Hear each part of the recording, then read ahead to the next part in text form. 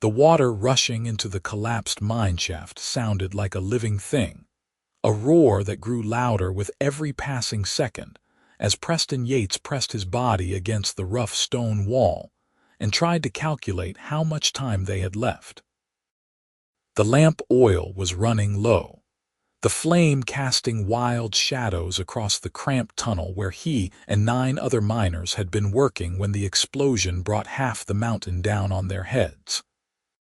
That had been hours ago, and now the flooding meant they were facing a death sentence unless they could find another way out.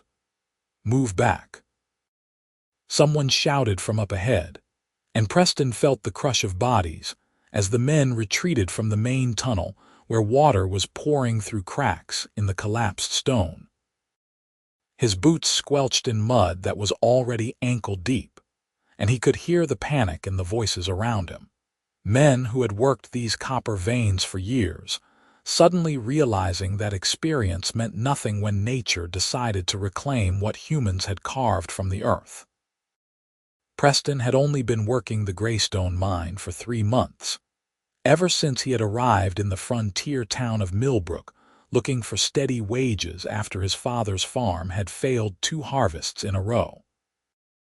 The work was brutal, the air thick with dust that coated lungs and made every breath a labor, but it paid better than anything else a young man could find in these borderlands between human settlements and the wild territories beyond. He was 22 years old, strong from years of farm work, and determined to save enough coin to buy land of his own someday, but none of that would matter if they drowned in this hole.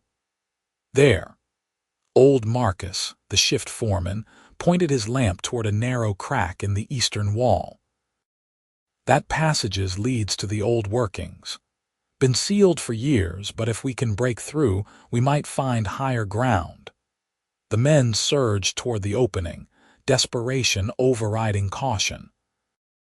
Preston hung back, watching as they attacked the barrier with picks and bare hands, chunks of rock and packed earth falling away to reveal a darkness beyond that smelled of stale air and something else, something organic and wrong.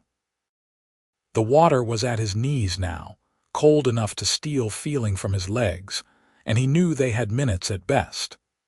"It is open," Marcus called, and one by one the miners squeezed through the gap, their lamps disappearing into the ancient tunnel. Preston waited his turn, counting heads to make sure everyone made it through, because that was the kind of man he was, someone who looked after others even when his own life hung by a thread.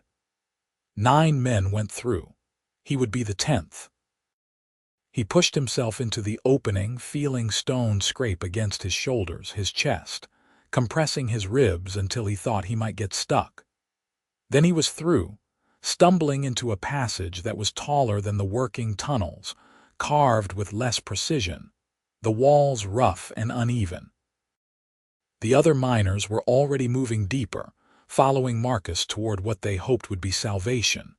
Preston took 3 steps and heard it. A sound that did not belong, a wet gasp followed by a muffled cry that was distinctly female and definitely not human. He froze, turning his lamp toward a side passage that branched off to the left, a space so narrow his shoulders would barely fit.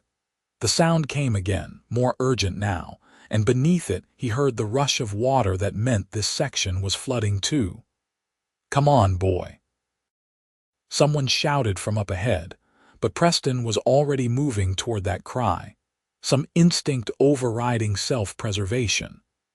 He wedged himself into the narrow passage, his lamp held high, mud sucking at his boots as the floor sloped downward. The passage twisted, forcing him to turn sideways, and then suddenly opened into a small chamber that must have been a dead-end exploratory dig from decades past. The water was pouring in through cracks in the ceiling, already waist-deep in the depression at the center of the chamber, and that was where he saw her. An orc woman, her green skin slick with mud and water, her dark hair plastered to her skull, struggling against a massive beam that had fallen across her legs and pinned her to the chamber floor. The water was rising fast, already lapping at her chest, and her amber eyes went wide when Preston's lamplight found her face. For a heartbeat, they stared at each other across that flooding chamber, and Preston saw the terror in those eyes shift to resignation. She expected him to leave. Of course she did. Humans did not save orcs. Humans did not risk their lives for creatures they had been taught to fear and despise since childhood. He had heard all the stories, the warnings about orc raiders and savages who lived in the mountains and would sooner gut a man than speak to him. But he also saw that she was young, probably close to his own age, and she was going to drown in the dark if he turned away. Preston waded into the rising water, the cold shocking his system, taking his breath. The orc woman made a sound, something between a warning and a protest, but he kept moving until he reached her side and dropped to his knees in the mud, setting the lamp on a rock ledge above the waterline. Up close, he could see details he had missed in those first seconds. The delicate curve of her small tusks, the fine-boned structure of her face, the way her pointed ears were pinned back against her skull in distress. She was wearing rough work clothes, a tunic and trousers that had once been dyed blue but were now brown with mud. "What are you doing here?" Preston asked, his hands already working to find purchase on the beam that trapped her. It was massive, easily the weight of 3 men, and had fallen at an angle that drove her legs deep into the soft mud beneath. "Mining," she said, her voice hoarse and accented but perfectly understandable. "Same as you." That shocked him enough that he paused in his examination of the beam. "Orcs work in Greystone, not officially," she coughed, water splashing against her chin. "We work the abandoned sections, take what humans leave behind. Thought this area was played out, but I found a vein of copper, got greedy, went too deep." Another cough. Then everything fell apart. The water reached Preston's chest as he knelt beside her, which meant it was covering her mouth now. She tilted her head back, gasping for air, and he saw the muscles in her neck cord with effort. No more time for talk. He braced his feet against the muddy floor and wrapped his arms around the beam, testing its weight. It barely shifted. "When I lift, you pull yourself free," he said. "It is too heavy. Save yourself." "When I lift," Preston repeated, putting steel in his voice, "you pull yourself free." "Understand?" She stared at him like he had sprouted a second head, but nodded once. Preston filled his lungs with air, knowing this might be his only chance, his last chance. He bent his knees, positioned his shoulder under the beam, and drove upward with every ounce of strength his farm work and mining had built into his frame. The beam shifted, rose an inch, then 2, his muscles screaming, his vision going red at the edges. The orc woman yanked one leg free, then the other, and collapsed into the water beside him. Preston let the beam fall, the splash soaking them both, and grabbed her arm. She was heavier than a human woman would be, solid muscle and dense bone, but adrenaline gave him the strength to haul her upright. She wavered, clearly injured, favoring her left leg. "Can you walk? Can you?" She shot back, and he realized he was shaking so hard his teeth chattered, the cold and exertion combining to steal the last of his warmth. He grabbed the lamp from its ledge and half-dragged, half-carried her toward the narrow passage he had come through. The water was chest-deep in the chamber now, rising by the second, and he knew the passage would flood completely in minutes. She seemed to understand this too, because she pushed ahead of him despite her limp, wedging herself into that narrow space with a determination that spoke of absolute will to survive. Preston followed, the lamp in one hand, his other hand pressed against her back to steady her as she crawled through the twisting passage. Mud slicked every surface, making progress agonizingly slow. He could hear water rushing behind them, feel the current starting to pull at his legs. The passage was flooding. "Faster," he said, and she snarled something in her own language that sounded like a curse but kept moving. The passage turned sharply, a bend that required them to curl almost double to navigate, and Preston felt his lamp gutter as water splashed across the flame. Darkness pressed in from all sides, absolute and suffocating, and he heard the orc woman's breathing turn ragged with panic. "Keep going," he said into that darkness. "Feel along the wall. We are almost there." He had no idea if that was true, but she needed to hear it, needed something to focus on besides the terror of drowning in a collapsed mine tunnel in the pitch black.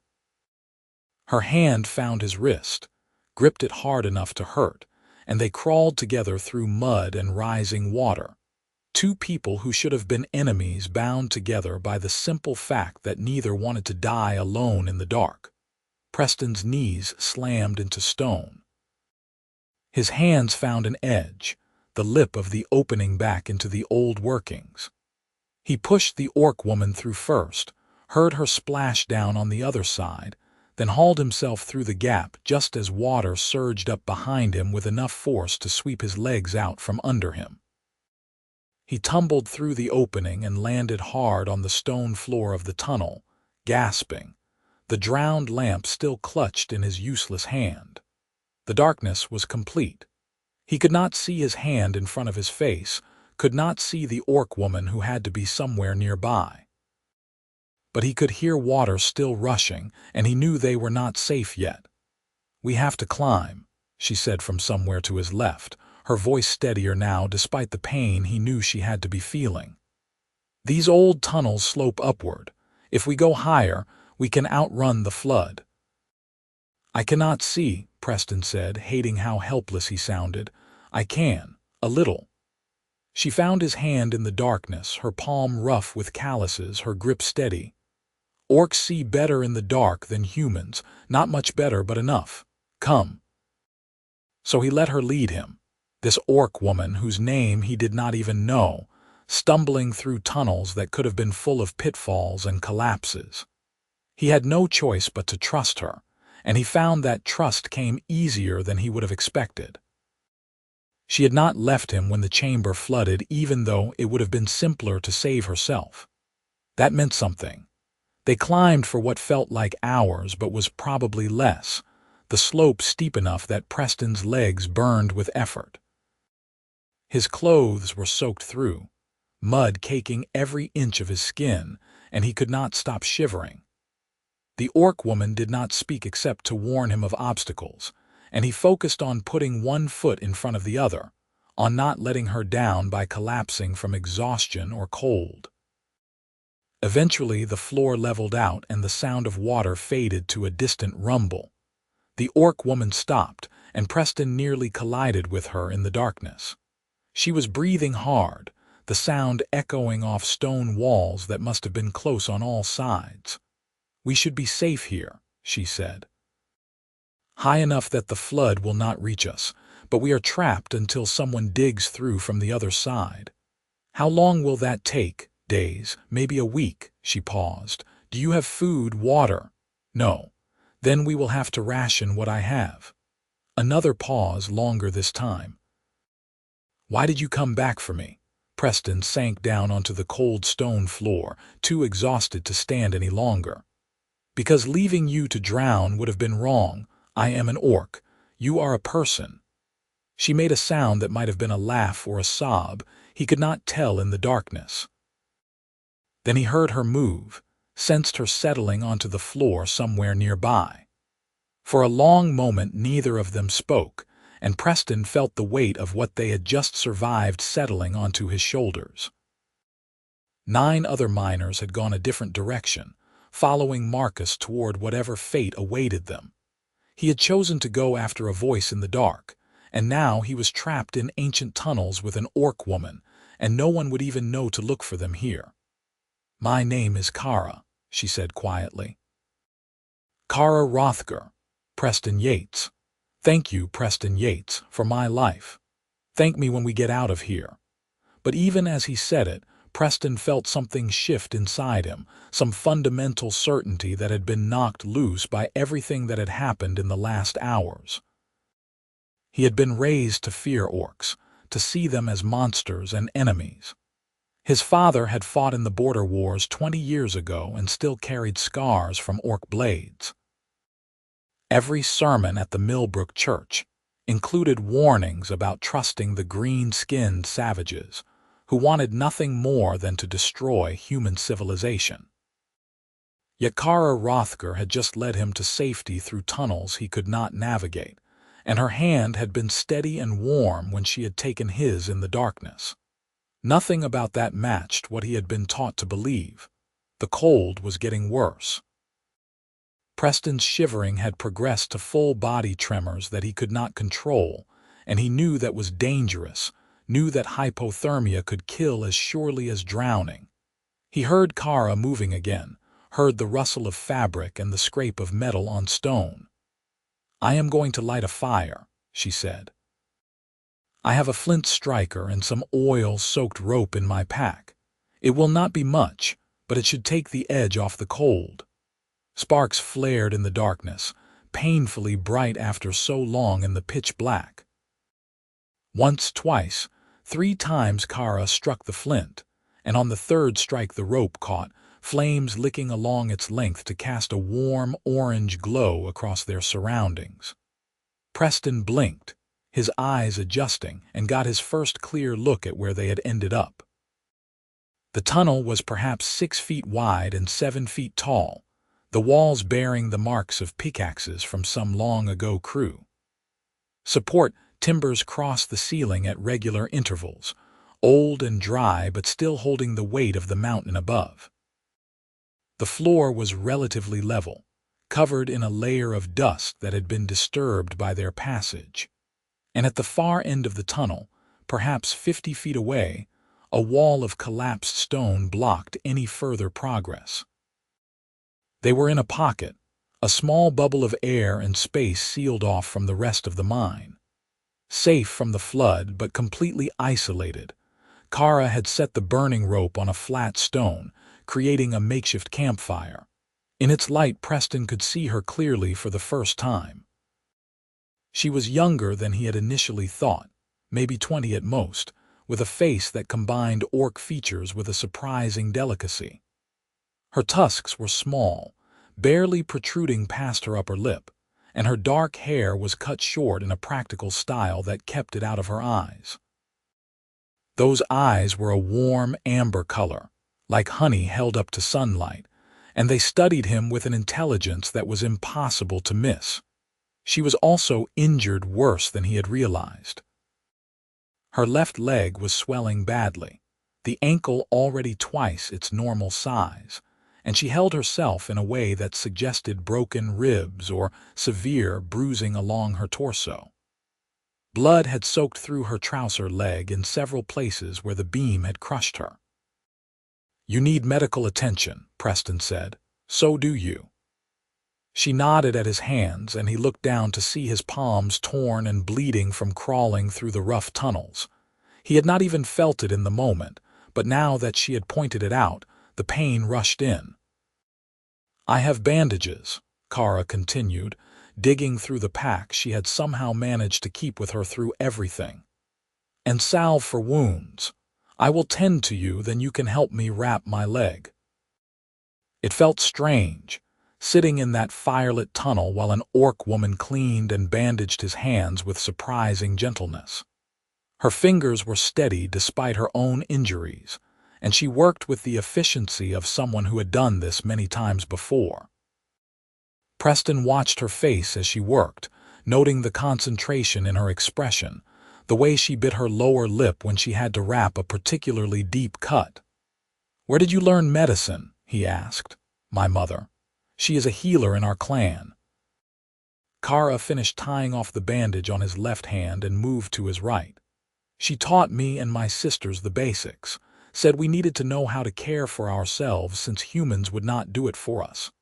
Your mother sounds wise. She is, and stubborn."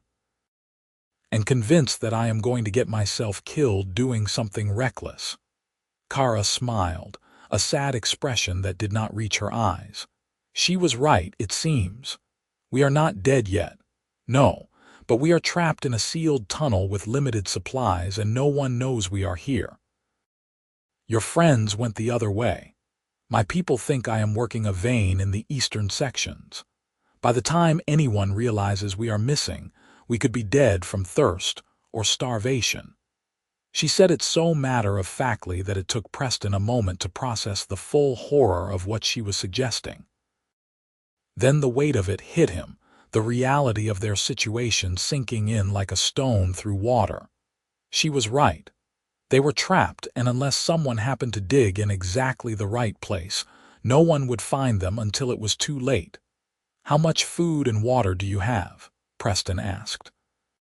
Kara finished bandaging his hands and sat back, gesturing at her pack. 2 water skins, maybe 3 days' worth if we are careful. Some dried meat and hard bread, enough for 4 or 5 days if we stretch it. After that.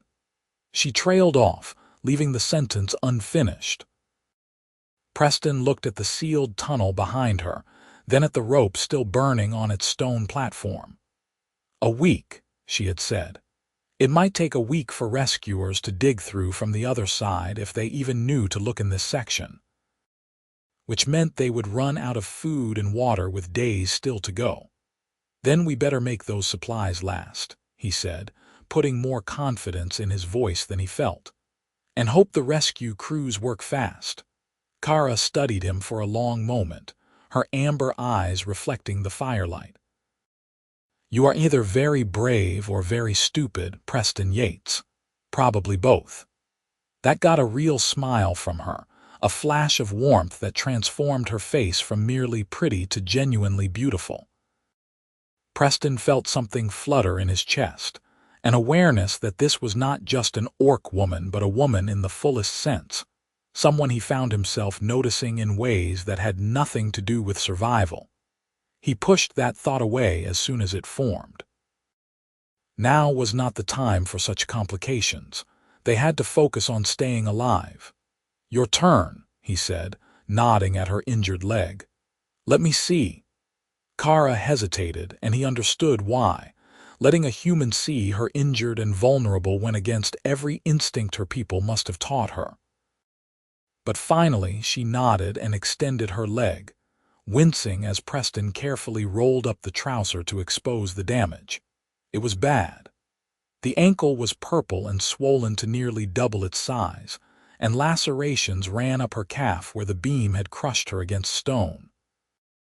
Blood had clotted in the wounds but still seeped when he pressed gently to test for broken bones. Kara hissed in pain but did not pull away. "I think the ankle is sprained, not broken," Preston said, drawing on his experience with farm work injuries. "But these cuts need to be cleaned before they get infected. Use water from my pack. Just a little." He did as she said, dampening a clean rag and carefully washing away the dried blood and mud. Kara gritted her teeth but made no sound as he worked, and Preston found himself admiring her fortitude. He had seen grown men cry from injuries less severe than what she was dealing with. When the wounds were clean, he applied the salve she had given him, a greenish paste that smelled of herbs and something sharp he could not identify. Then he wrapped her leg in bandages, trying to provide support for the ankle while not cutting off circulation. It was not professional work, but it would have to do. "Thank you," Kara said when he finished. She tested the bandages, flexing her foot carefully. "You have done this before. Farm accidents." "My younger brother was always hurting himself doing something stupid, and our mother made me learn how to patch him up." Preston sat back on his heels. "That was before the farm failed and I came out here to the frontier. What happened to your family, still back east?" "My father is trying to find work in the city, my mother is taking in sewing, my brother is apprenticed to a blacksmith. I send them money when I can." He looked away, uncomfortable with the vulnerability of sharing this. What about you? You mentioned sisters. 3. I am the second oldest. We all work the mines now, bringing back copper and tin to trade for supplies our clan needs. Kara shifted position, getting more comfortable against the tunnel wall. It is hard work and dangerous, but it pays better than anything else we can do. Humans do not trade with orcs for honest labor. There was bitterness in her voice, and Preston could not blame her. He had seen how orcs were treated in Millbrook, the suspicious looks and outright hostility that greeted any green-skinned face. The few times he had seen orcs in town, they had been there to trade pelts or foraged goods, and the merchants had driven hard bargains, knowing the orcs had nowhere else to go. "I am sorry," he said and meant it. Kara looked at him sharply. "For what?" "For how my people treat yours." She said nothing for a long moment, just studied his face like she was trying to figure out if he was serious. Finally, she nodded once, a slight dip of her chin. "Most humans would not say that. Most humans would not have come back for me in that chamber. Most humans are fools." That got another smile from her, and Preston felt absurdly pleased to have earned it. The rope was burning low now, the flame guttering, and he knew they needed to conserve it if they wanted any light at all in the days to come. Kara seemed to have the same thought, because she reached out and snuffed the flame between her thumb and forefinger, plunging them back into darkness. "We should rest," she said from somewhere to his left. "Save our strength." Preston agreed, though he doubted he would be able to sleep. His body was exhausted, but his mind kept racing, replaying everything that had happened, calculating their odds of survival. Not good. Not good at all. But he had faced long odds before, and giving up had never been in his nature. He heard Kara moving in the darkness, heard the rustle of fabric as she settled herself against the tunnel wall. After a moment's hesitation, Preston moved closer, guided by sound. The tunnel was cold, the chill seeping up from the stone floor, and he knew body heat would be crucial for surviving the days ahead. "Is this all right?" he asked, not wanting to presume. "It makes sense," Kara replied, her voice carefully neutral. "We will stay warmer together." So Preston sat beside her, their shoulders touching, her presence solid and reassuring in the darkness.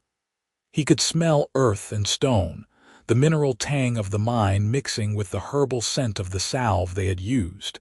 And beneath that, something warmer, the scent of the woman beside him. "Tell me about your clan," Preston said, partly to distract himself from awareness of her proximity and partly because he genuinely wanted to know. Kara was quiet for so long he thought she might not answer. Then she began to speak, her voice soft in the darkness, painting pictures with words. She told him about the Rothgar clan, one of several orc groups that had been pushed into the mountains by human expansion. She described a village of sturdy buildings built into cliff faces, gardens carved out of rocky soil, children playing games that involved more roughhousing than any human parent would allow. She spoke of festivals and traditions, of the way her people honored the mountain spirits and marked the turning of seasons with ceremonies that stretched back generations. Preston listened, fascinated despite himself. This was not the picture of orc life he had been taught to expect. There were no raids or savage violence, no mindless destruction. Just people trying to survive in harsh conditions, building communities and raising families and finding joy where they could. "It sounds beautiful," he said when she paused. "It is, or it was. But every year there are fewer of us. The young ones leave, looking for easier lives in human cities if they can pass for human enough. The old ones die and we cannot replace them. Soon there will be nothing left but memory." The sadness in her voice pierced something in Preston's chest. He found himself reaching out in the darkness, his bandaged hand finding hers, squeezing gently. She squeezed back, and they sat like that for a while, two people from different worlds holding on to each other in the black depths of the earth. "Tell me about your family," Kara said eventually. "About your home." So Preston talked, describing the farm where he had grown up, the endless fields of wheat and barley, the barn cats and the dairy cows and the ancient apple orchard his grandfather had planted. He told her about his father, a stern man who had fought in the wars and came home changed in ways Preston still did not fully understand. His mother, whose hands were never idle, who could make a feast from scraps and stretch a copper coin like it was made of taffy. His brother David, reckless and wild, and the reason Preston had learned field medicine in the first place. Kara laughed at his stories of David's mishaps. The time he had fallen through the hay loft and broken his arm. The time he had tried to ride the meanest bull in the county on a dare and ended up in the pig pen. Preston found himself embellishing for effect, enjoying the sound of her laughter in the darkness. Eventually their words trailed off into comfortable silence. Preston felt exhaustion pulling at him, the adrenaline of the escape finally wearing off.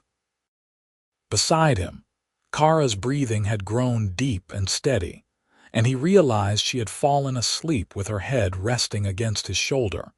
He did not move, did not want to wake her. Instead, he let his own eyes close and surrendered to the darkness, hoping that when they woke, things would somehow look better than they did now. He was wrong. Preston woke to the sound of Kara's labored breathing and knew immediately that something was wrong. He fumbled in the darkness, found the flint striker where she had left it, and managed after several tries to light a fresh piece of oil-soaked rope. In the flickering light, he saw that her face was flushed, a sheen of sweat covering her green skin, despite the cold of the tunnel fever. The wounds were infected. "Kara," he said, shaking her shoulder gently. "Kara, wake up." Her eyes opened slowly, unfocused and glassy. "Preston, your leg is infected. I need to clean it again, properly this time." She tried to sit up and fell back with a gasp of pain. Preston helped her into a sitting position, propping her against the tunnel wall, then carefully unwrapped the bandages on her leg. What he saw made his stomach clench. The wounds had turned angry red, pus forming at the edges, and red streaks were creeping up her calf toward her knee. "Blood poisoning. This is bad," he said, trying to keep his voice calm. "We need to drain the infection and clean it thoroughly. It is going to hurt." "Do it," Kara said through gritted teeth. Preston had never done anything like this before, but he had seen the village healer work once when a farmhand had cut himself on a rusty blade. He used water from one of the skins to clean his hands as best he could, then took out his belt knife and held it in the flame of the rope until the metal glowed. Kara watched with fever-bright eyes, understanding what was coming. "This is going to hurt," Preston said again. "I know. Do it anyway." He pressed the hot blade against the worst of the infected wounds, cauterizing the tissue. Kara screamed, the sound echoing off the tunnel walls, her body going rigid with pain. Preston hated himself for causing her such agony but forced himself to continue, working methodically through each wound, burning away the infected flesh. By the time he finished, Kara had passed out, her body limp against the stone. Preston cleaned the wounds again with the last of the salve, wrapped them in fresh bandages, and sat back on his heels, shaking. He had done what needed to be done, but he had no idea if it would be enough. If the infection had already spread too far into her bloodstream, there was nothing more he could do. She would die here in this tunnel, and he would be left alone in the darkness. The thought terrified him more than his own potential death. He dampened a rag with water and wiped Kara's face, trying to bring down the fever. Her skin was hot to the touch, too hot, and he knew the next hours would be critical. If the fever broke, she might survive. If it did not, he would lose her. When had she become important enough that the thought of losing her felt like a physical blow? Preston did not know, could not pinpoint the exact moment. Maybe it had been when she led him through the darkness, trusting him to follow. Maybe it had been when she smiled at his stories. Maybe it had been the moment he first saw her trapped in that flooding chamber and chose to help instead of flee. It did not matter. What mattered was that she survived. Preston kept vigil through what he guessed was the night, though time had lost all meaning in the darkness. He kept the rope burning, rationing the oil carefully, and tended to Kara as best he could. He gave her water when she was conscious enough to drink, wiped her face and neck when the fever spiked. He talked to her, told her more stories about his childhood, about the farm, about the dreams he had for the future. He did not know if she could hear him, but it helped him stay focused, kept the fear at bay. Sometime during what he guessed was the second day, the fever broke. Kara's eyes opened, clearer than before, and she looked at him with recognition. "You stayed," she said, her voice barely a whisper. "Where else would I go?" She smiled weakly. "You could have tried to dig yourself out, left me here. That was never an option." Kara reached up with one hand, her fingers brushing his cheek. The gesture was so tender, so unexpected that Preston froze. Then, without thinking about it, he caught her hand and pressed it against his face, letting his eyes close for just a moment. "Thank you," Kara whispered, "for everything. Rest now.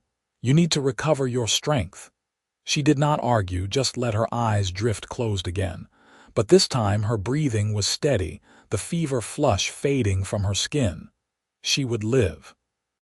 Preston felt the tension drain out of him, replaced by a bone-deep exhaustion that he could no longer ignore. He snuffed the rope, plunging them back into darkness, and settled beside Kara, letting his head rest against the stone wall. They had survived another crisis. But their supplies were running dangerously low, and still there was no sound of rescue coming from the collapsed tunnel. Time was running out. Preston woke to the sound of Kara moving around in the darkness, her movements careful but purposeful. He sat up, disoriented, and called out to her. "I am here," she said, "just taking inventory of what we have left." He heard the disappointment in her voice and knew the news was not good. When she lit a small piece of rope to show him, he saw that one water skin was completely empty and the other was down to maybe a day's worth. The food was gone except for a few pieces of hard bread that looked like they had turned to stone. "How long have we been down here?" Preston asked. 4 days, I think. Maybe 5. It is hard to tell without the sun." Kara sat down beside him, her injured legs stretched out in front of her. The bandages were stained but not soaked through, which Preston took as a good sign. "We have a day of water left, maybe 2 if we are very careful, after that." She did not finish the sentence. She did not have to. Preston looked at the collapsed tunnel at the far end of their prison. He had spent hours over the past days studying it, looking for any weakness, any gap that might let them through. But the collapse was complete, tons of rock and earth blocking their path. Even if he spent every waking moment digging, he would never move enough to create a passage before they died of thirst. "There has to be another way out," he said, though he did not believe it. "There is not. I have explored every inch of this tunnel. It is sealed completely." Kara's voice was flat, emotionless. "We are going to die here, Preston." "No." He said it with absolute certainty, though he had no basis for that certainty. "No, we are not. The rescue crews are coming. They have to be coming. They do not even know we are here. Then we make noise. We bang on the walls, shout, anything to let them know we are trapped in this section." Kara looked at him like he was mad, but after a moment she nodded. "It cannot hurt to try." So they spent the next hours taking turns hammering on the tunnel walls with rocks, shouting until their voices went hoarse. Preston worked methodically, moving along the walls and testing each section, listening for any change in the sound that might indicate a thinner spot.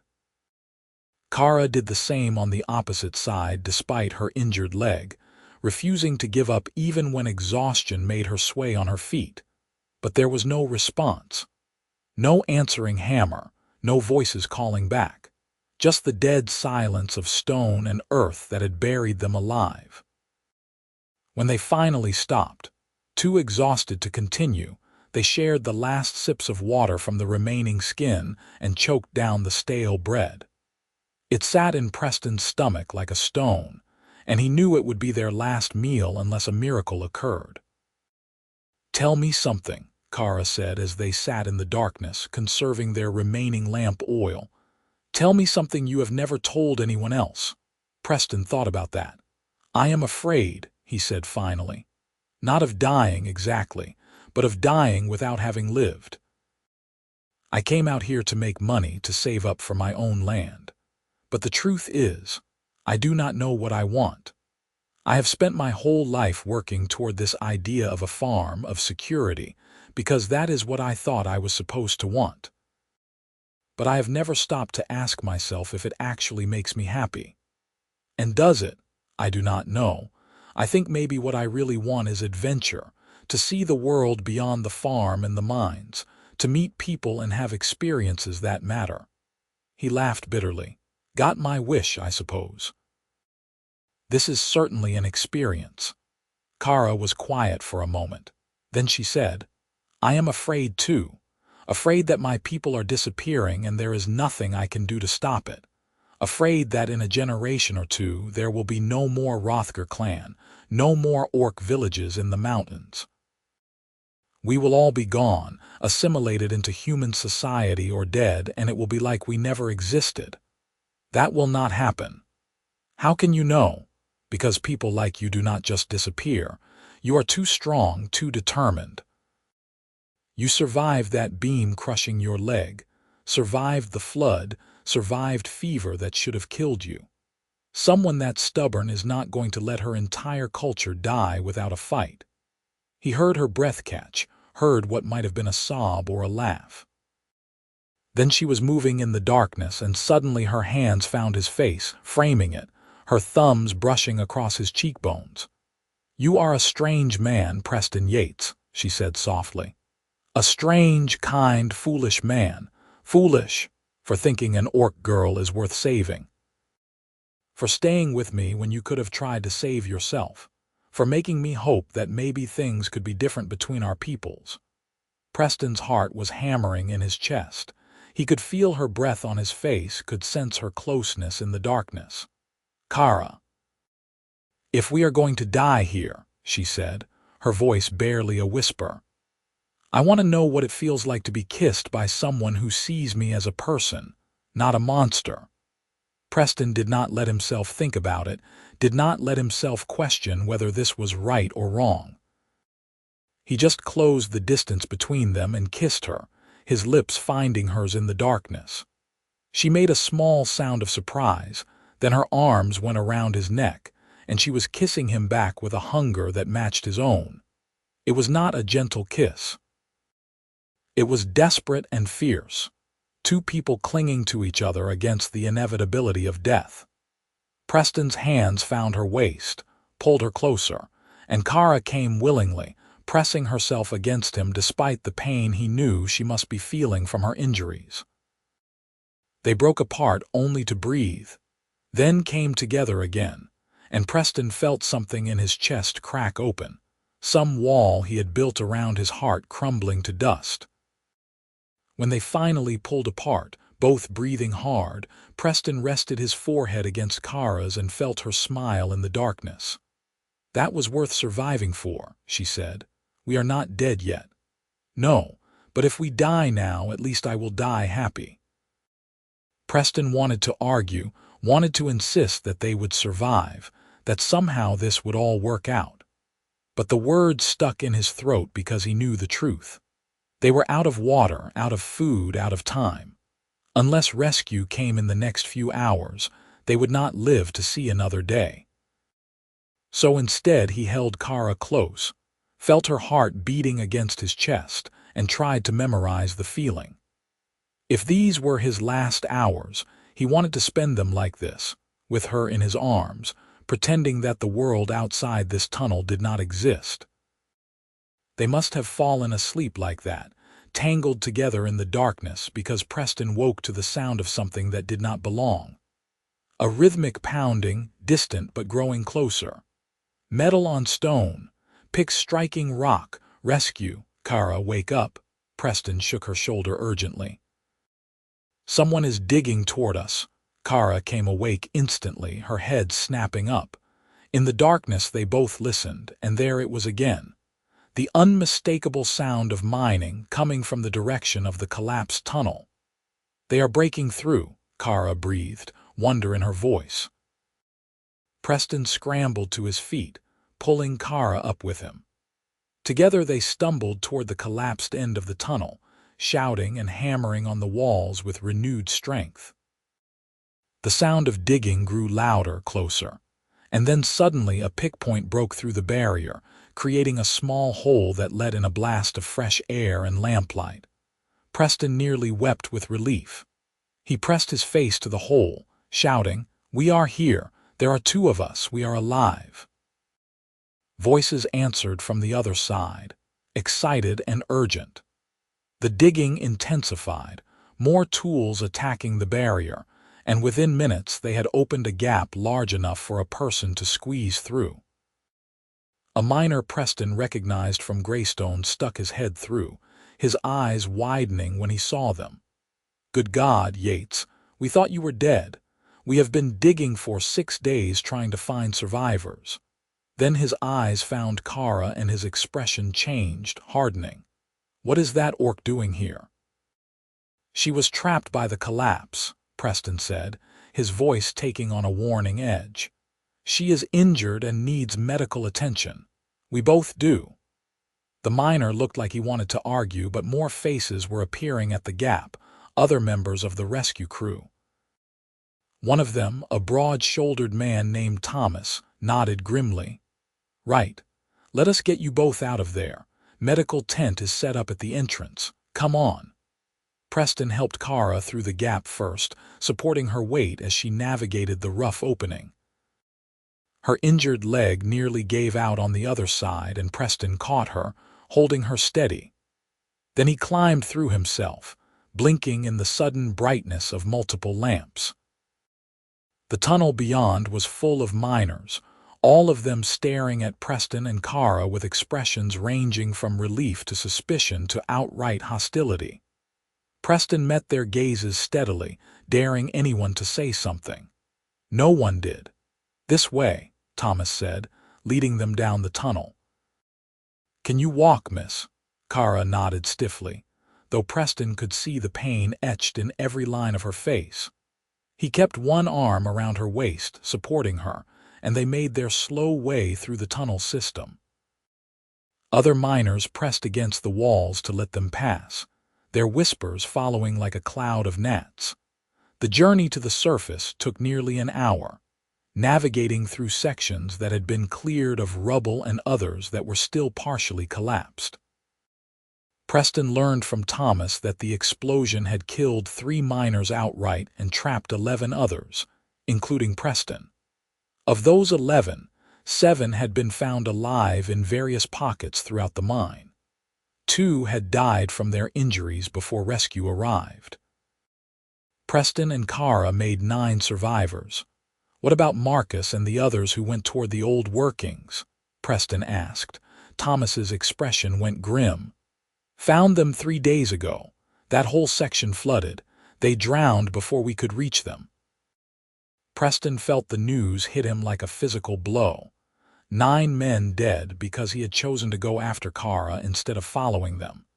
If he had stayed with the group, would his presence have made a difference? Could he have saved them somehow? But then he looked at Kara, saw her struggling to walk on her injured leg, and knew he would make the same choice again. He could not have left her to drown, no matter the cost. When they finally emerged into daylight, Preston had to close his eyes against the brightness. It was late afternoon. the sun angling down toward the western mountains, and the air tasted impossibly sweet and clean.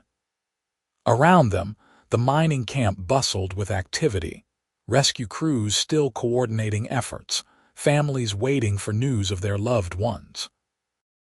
And standing at the edge of the camp, a group of orcs watched the mine entrance with tense expressions.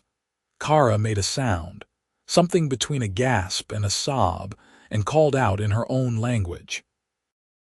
An orc woman broke from the group and ran toward them, and Preston saw the family resemblance immediately. This had to be Kara's mother. The woman reached them and wrapped her arms around Kara, speaking rapidly in a language Preston could not understand. Kara answered, her voice thick with emotion, and gestured toward Preston. The older orc woman looked at him with eyes that were identical to Kara's, amber and keen, and said something that sounded like a question. "She wants to know if you are the human who saved my life," Kara translated. "We saved each other," Preston said, meeting the mother's gaze steadily. Kara translated, and her mother studied Preston for a long moment. Then she nodded once, a gesture of acknowledgement, and spoke again. "She says you are welcome in our home always as family," Kara translated. "She says the Rothgar clan owes you a debt that can never be repaid." Preston did not know what to say to that, so he just nodded. The moment was broken by the arrival of a human medic, a harried-looking woman who took one look at Kara's leg and started barking orders. Within minutes, they had Kara on a stretcher and were carrying her toward the medical tent, her mother walking alongside.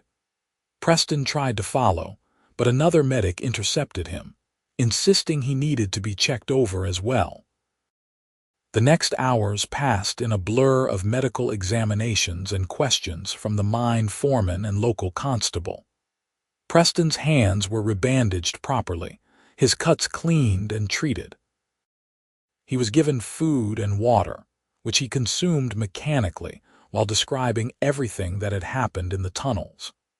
The constable seemed particularly interested in Kara's presence in the mine, and Preston had to bite back his anger at the implication that she had somehow caused the collapse. "She was working an abandoned section," Preston said firmly.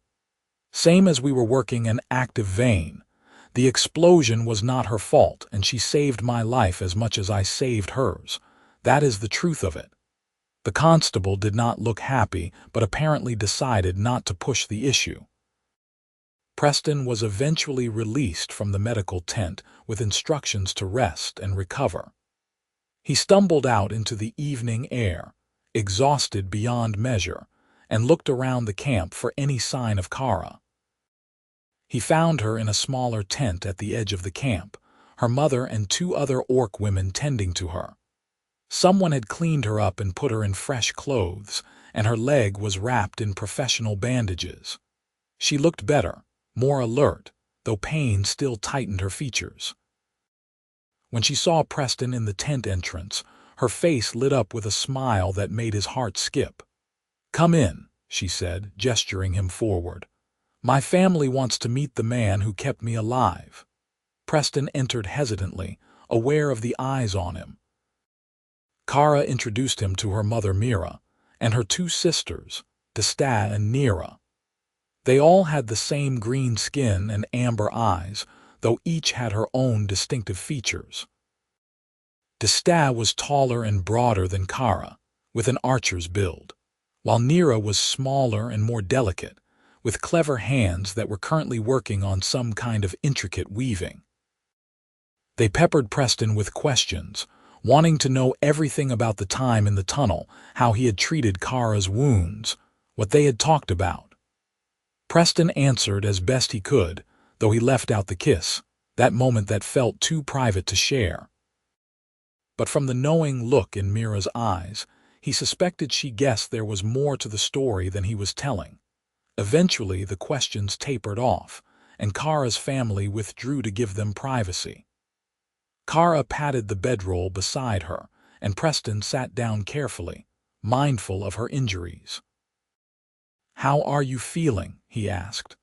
Like I was crushed by a beam and then spent nearly a week starving in a tunnel, Kara said with a wry smile. But I will live thanks to you. Thanks to us both, Preston corrected. I meant what I said. We saved each other.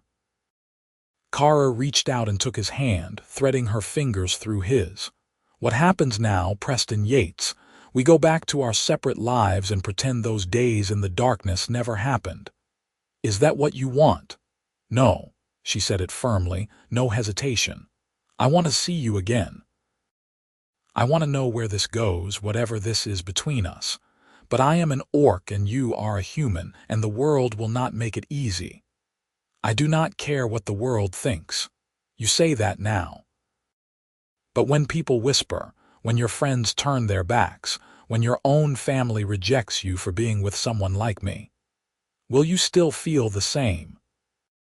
Preston thought about his father, scarred from the border wars, his mother who had been raised to fear orcs, his brother who parroted whatever their father said. He thought about the miners who had looked at Kara with suspicion and hostility, about the constable who had tried to blame her for the disaster. He thought about all the reasons this was impossible, all the ways it would complicate his life. Then he thought about lying in the darkness with Kara in his arms, feeling more alive and present than he had felt in years. He thought about her courage and humor, and the way she had led him to safety through tunnels he could not navigate. He thought about the possibility of never seeing her again, and the thought made his chest ache. I will still feel the same, he said quietly. Kara, I do not know what this is or where it is going, but I know that I have never felt about anyone the way I feel about you.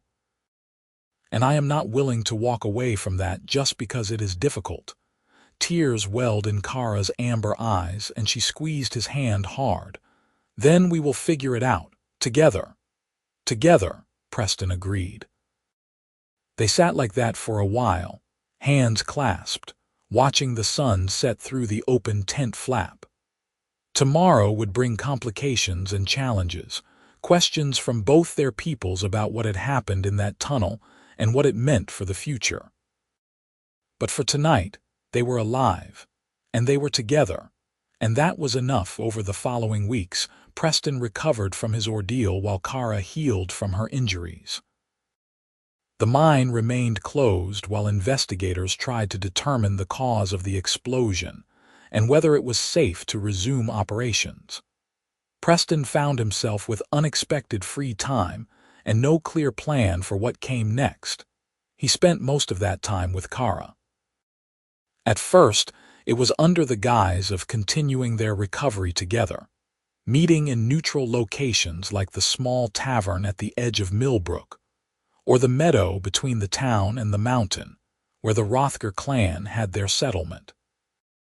But as the days passed, the pretense fell away, and they simply spent time together because they wanted to. Preston learned that Kara was clever and quick-witted, with a sharp sense of humor that caught him off guard. She taught him words in her language, laughing at his terrible pronunciation, and told him stories about growing up in the mountains. He shared more about his family, his dreams, the things he had never quite found the courage to pursue. They talked about everything and nothing, long, rambling conversations that stretched for hours. And sometimes they did not talk at all, just sat together in comfortable silence, watching clouds drift across the sky or listening to birds sing in the trees. The people of Millbrook noticed, of course. Preston started getting looks when he walked through town, whispers that followed him. Some of his fellow miners stopped speaking to him entirely, while others made pointed comments about orc lovers and race traitors. Preston ignored them, though each comment felt like a small cut, death by 1,000 slights. His family noticed too. Preston's father sent a letter, brief and cold, informing him that he was a disgrace to the Yates name and should not bother coming home until he came to his senses. His mother's letter was gentler, but carried the same message. She was disappointed in his choices and prayed he would see reason before it was too late. Only his brother David wrote with anything approaching support, saying that if Preston was happy, that was what mattered, though he also warned that their father was in a rage and might do something rash. Preston read the letters and felt the weight of them settle on his shoulders. This was what Kara had warned him about, the cost of pursuing something the world said was wrong.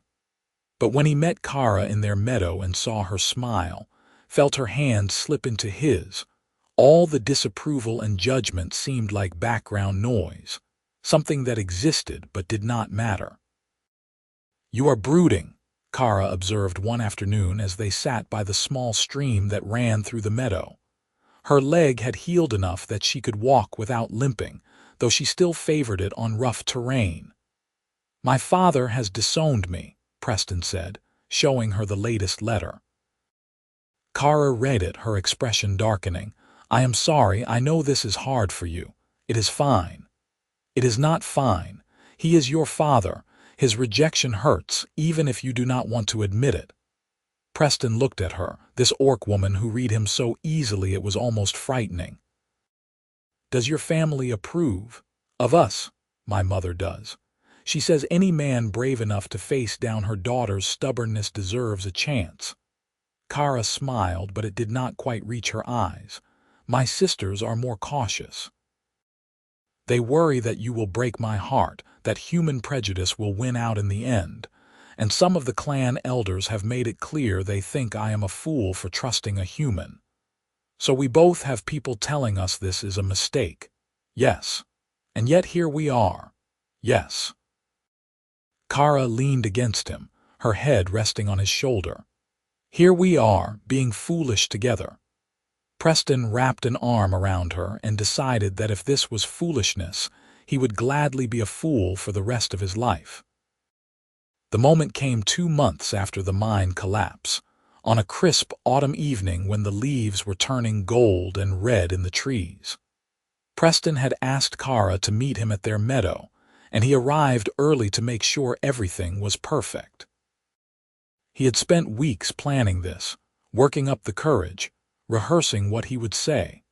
Kara arrived just as the sun was setting, painting the sky in shades of orange and purple.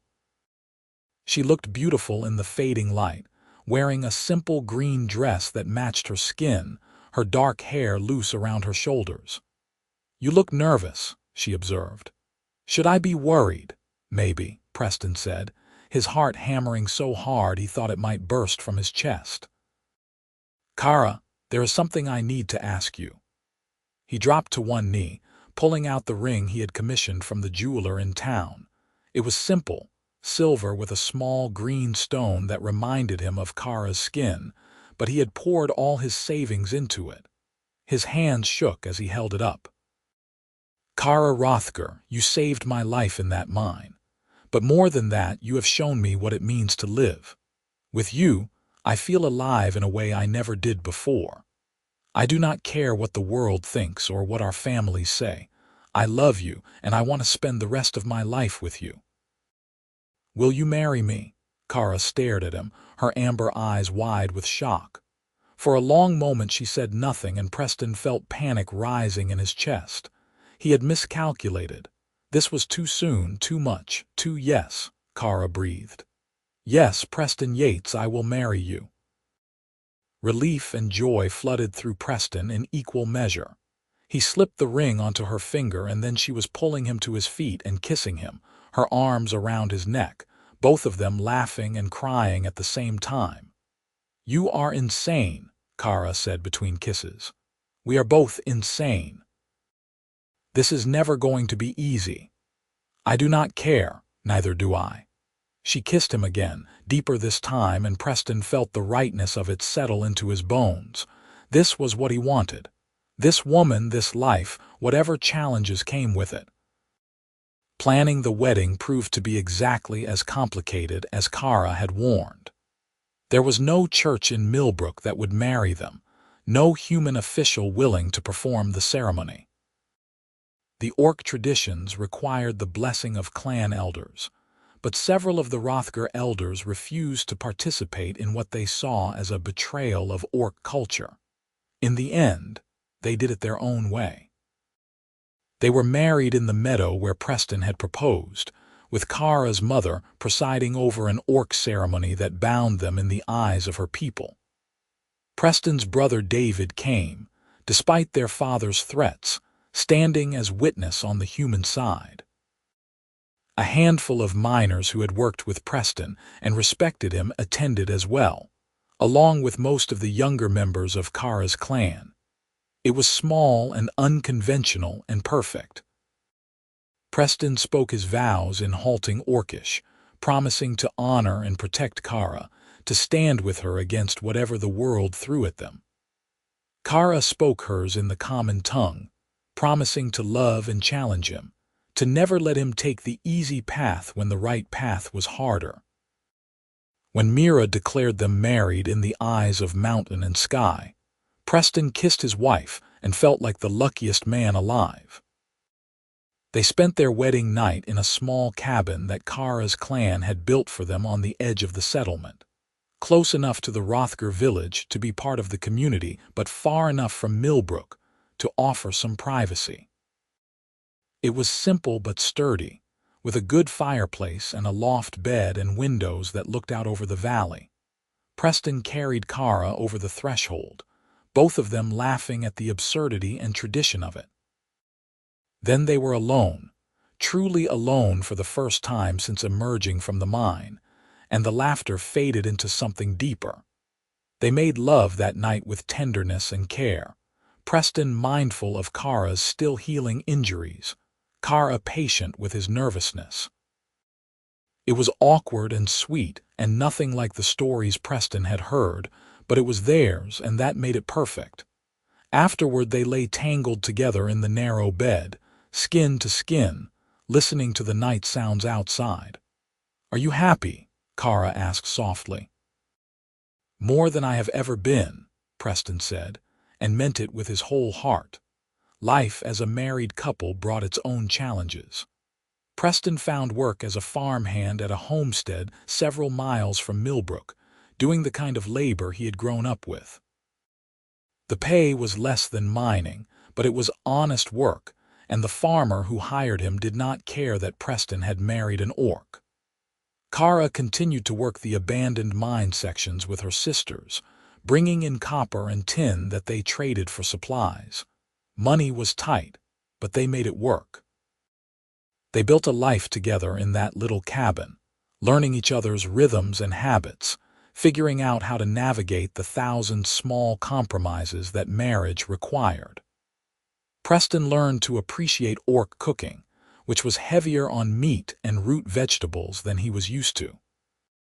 Kara learned to tolerate Preston's habit of waking before dawn and needing at least an hour before he was ready to talk.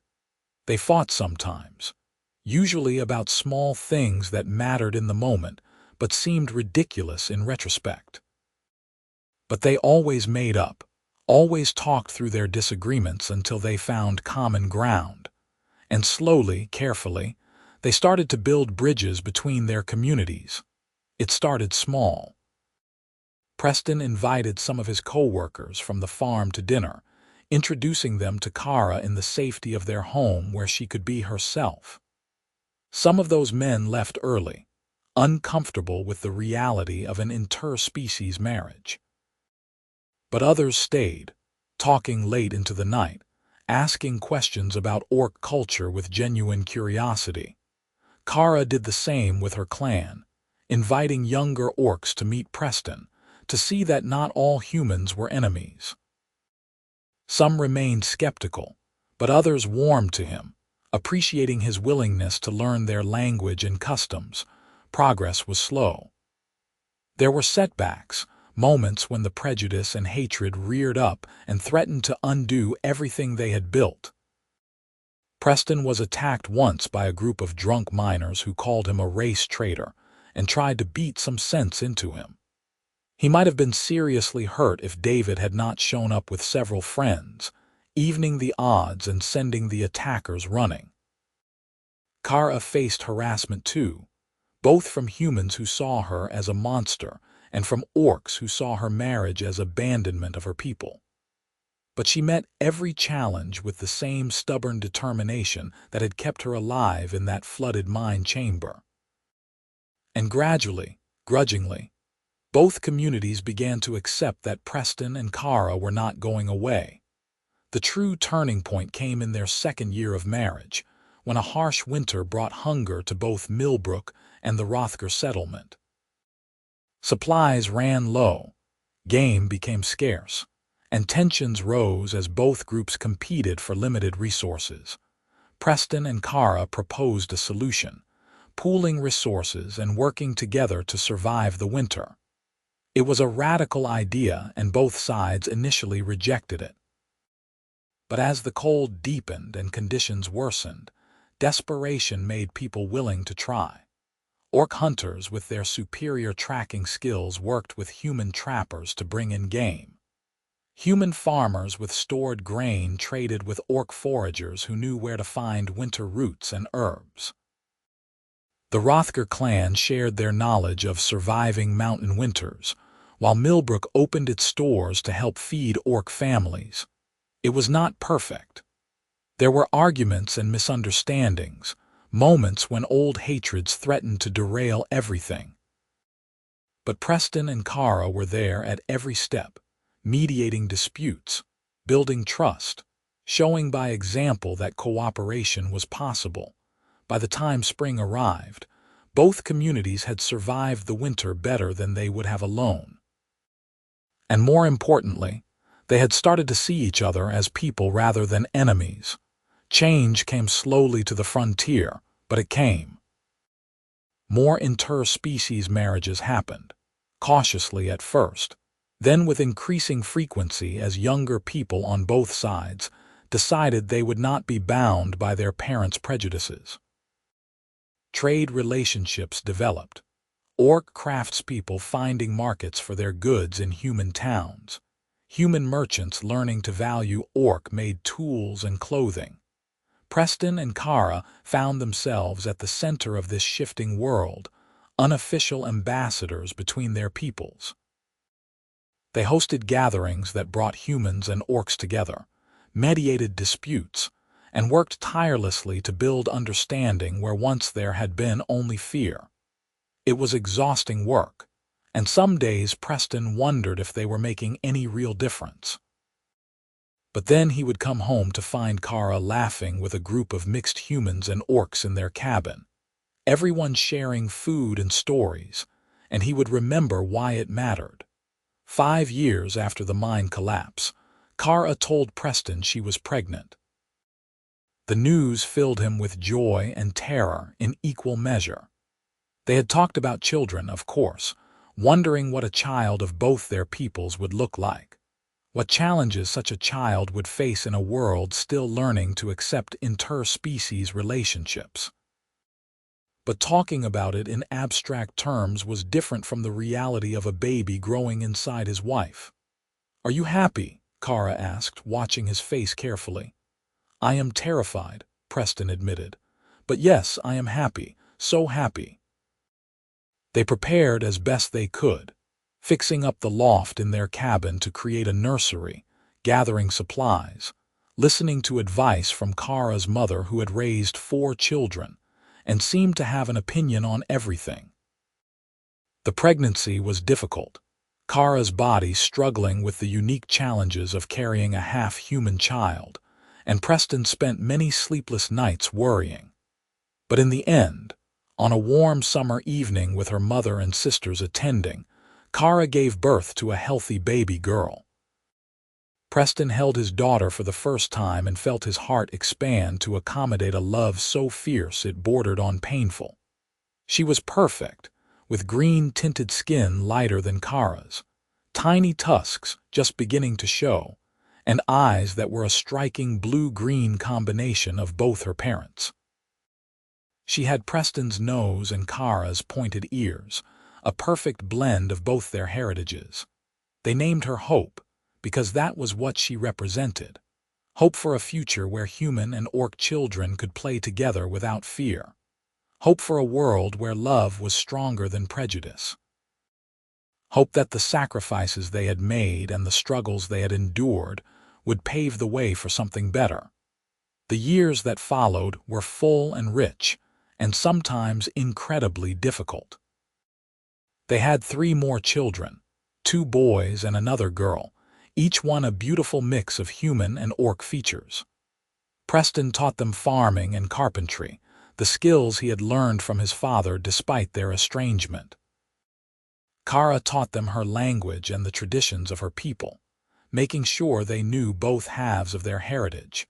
Their children grew up in a world that was slowly, painfully learning to accept them. They faced bullying and discrimination, moments when Preston wanted to fight every person who said a cruel word to his kids.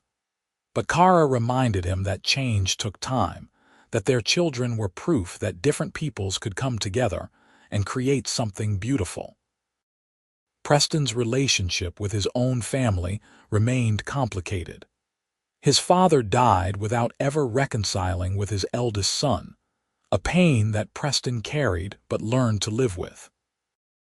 His mother eventually made peace with his choices, visiting the cabin once when Hope was 5 and meeting her grandchildren with tears streaming down her face. David remained a constant presence, the uncle who taught the kids to fight and shoot and stand up for themselves. Kara's family embraced the mixed children completely, treating them as full members of the Rothgar clan. The kids grew up bilingual and bicultural, equally comfortable at an orc gathering or a human market day. Preston continued his work bridging the 2 communities, and as the years passed, he saw the fruits of that labor. The frontier was changing, not everywhere and not as fast as he would have liked, but changing nonetheless. Interspecies cooperation was becoming more common, prejudices were being challenged, and a new generation was growing up with a different vision of what was possible. On their 20th wedding anniversary, Preston and Kara climbed back up to the meadow where he had proposed. The place had become something of a pilgrimage site for mixed couples, a symbol of what was possible when people chose love over fear. They sat on the same hillside where they had sat so many times before, watching the sun set over the valley, and Preston thought about everything that had led them to this moment. A mine collapse, a flooded chamber, a choice to help someone the world said was his enemy. Everything that came after had flowed from those moments in the darkness, 2 people choosing to see each other's humanity even when the world told them not to. "You ever regret it?" Preston asked. "Everything we gave up to be together." Kara looked at him with those amber eyes that still took his breath away, even after 20 years. "Never, not for a single moment. Do you?" "No," Preston said and took her hand. "I would do it all again, exactly the same." They sat in comfortable silence as darkness fell and stars appeared overhead. 2 people who had defied the world to be together, and built something beautiful from that defiance. They had faced floods and prejudice and 1,000 small challenges, but they had faced them together, and that had made all the difference.